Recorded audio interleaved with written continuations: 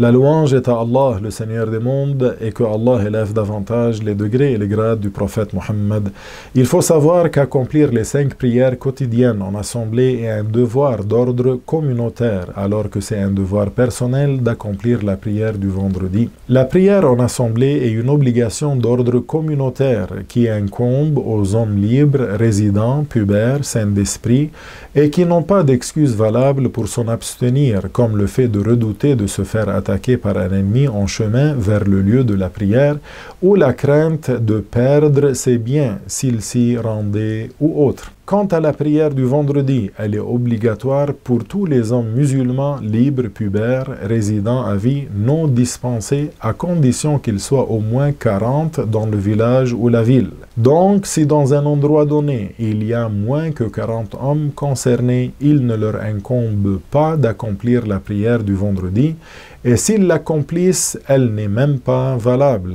Ils doivent donc accomplir la prière rituelle du Dhuhr dans ce cas-là. En revanche, s'il y a 40 résidents à vie, c'est-à-dire qu'ils ont l'intention de rester là jusqu'à la mort, et qu'ils vivent dans des constructions et non dans des tentes, la prière du vendredi sera alors obligatoire pour tous les hommes musulmans, libres, pubères, résidents et non dispensés. De ceci, on comprend que les hommes qui ne sont pas résidents à vie dans la ville où se tient la prière du vendredi, mais qui résident 4 jours ou plus, doivent aussi faire la prière du vendredi dans ce cas-là. Ainsi, bien qu'on ne les prenne pas en compte dans les 40 pour déterminer si la prière du vendredi doit être tenue ou non, ils doivent l'accomplir si elle a lieu.